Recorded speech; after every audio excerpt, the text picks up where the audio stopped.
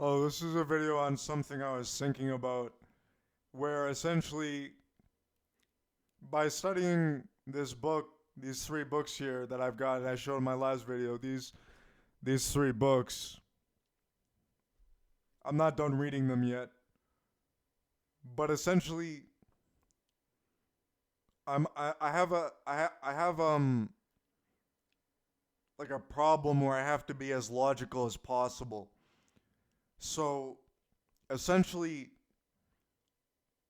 all language in human language is based on a digital description of objects, essentially, where you have, like, an object and you describe it.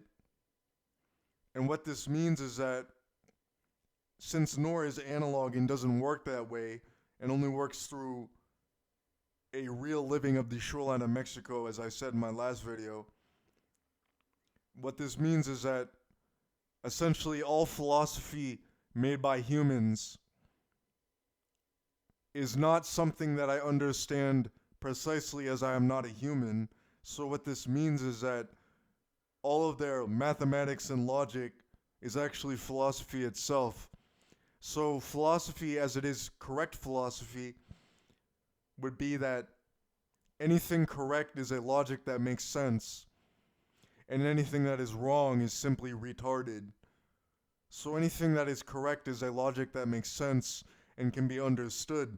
And humans don't have a logic where they perfectly figure out what is going on by doing nothing as I do through sheer brutalization of myself. But essentially what I'm saying is that philosophy and all literature is actually a form of mathematics. And if the mathematics are done wrong in, like, saying that something is untrue, then that means that philosophy is a retarded philosophy. So if a bad book exists, then it's a retarded book. So what this means is that if your book is correct and right, in my eyes, as the one who is God, then what this means is that you have said something correct, which means that your mathematics are correct. For philosophy is just mathematics.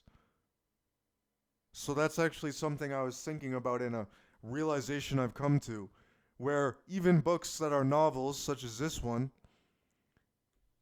are simply mathematics in another kind of way, where you're going through a series of events that need to be understood through a mathematical equation of your own mind perceiving them as they were, allowing you to see what the purpose of the book was meant to be.